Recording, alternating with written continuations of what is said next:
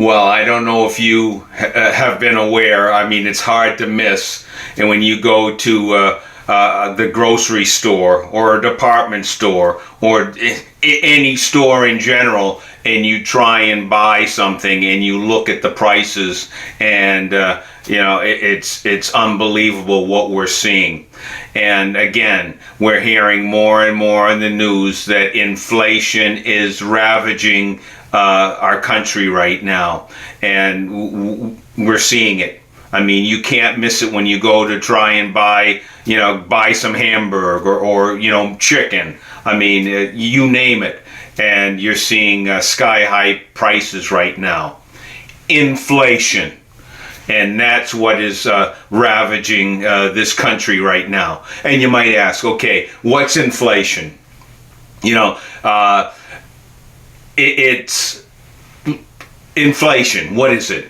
Well, inflation is defined as a general increase in the price of goods and services across the country. In general, the decrease of the dollar. So, everything's going up and the dollar is going down. It buys less. And that's what we're seeing right now.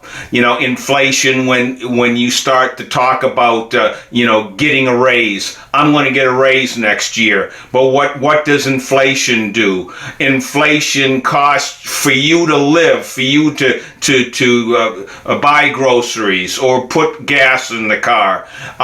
The prices are so high that it eats away everything of that raise. So you might get a buck raise. The only thing is, it's $4 just to increase in.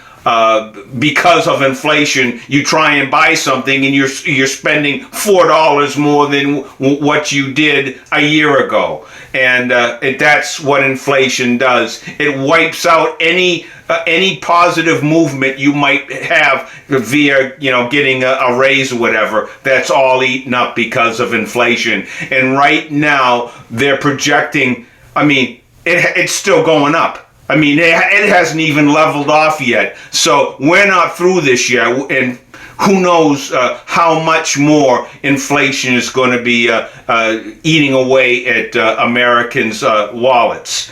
But that's what's taking place. Inflation is really causing issues for families right now, trying to figure out how they're going to make ends meet, or what are they going to have to cut out of their family budget to make up for this inflation. And that's the dilemma right now that many families are facing when it comes to heating. If you're in the Northeast and you're trying to heat your home, you're seeing your monthly heating bill and electrical bill going sky high. So that is what's taking place. And again, the American people know the distress that they're feeling, and we're also seeing it in Joe Biden's approval.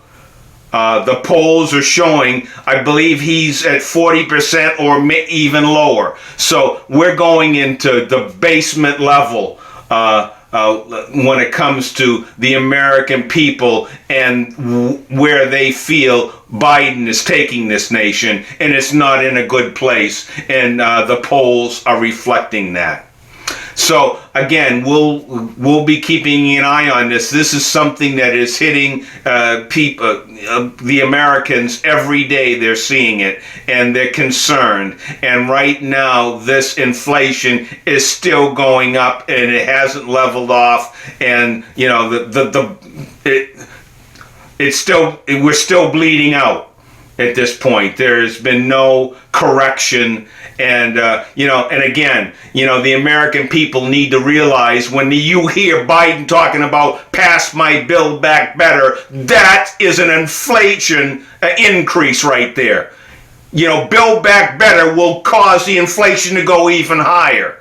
And that's why it needs to be rejected. And that's why we're seeing Democrats right now, not just Manchin and Sinema saying, no, Build Back Better. No, we're definitely not going to pass that. I mean, because you talk about, increasing inflation that's already hasn't even leveled off yet. Build Back Better would send it skyrocketing higher. So, again, the poll numbers are showing that the American people are not happy where this nation is right now and the prospects for this year when it comes to their pocketbook.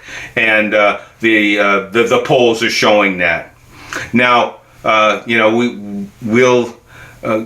we know that when it comes to this fall, the projections are there's going to be a a massive sea change in the House and the Senate, and there should be some ways to be able to leverage and make some corrections here if when it comes in. I think at this point, just hoping that there's some corrections that are made when it comes to the GOP, that we right now have a weakness in our leadership. At the top, we have some problems. And again, over this last 2 years, it's been pretty much silent regarding the mandates and the passports. There have been no real pushbacks coming from the so-called GOP conservatives right now. There's been a few voices, but there haven't been the type of pushback that needed to be voiced. Now we're starting to hear and more talking about that, seeing that they're seeing the American people have had enough, and the pressure of the Democrats now realizing that if they don't change course quickly, that it's going to be an even greater massacre. And when it comes to these primaries, so again, we'll be keeping an eye on the inflation and what's going to be taking on in November. Right now, though, we're going to be shifting gears here and taking a higher look.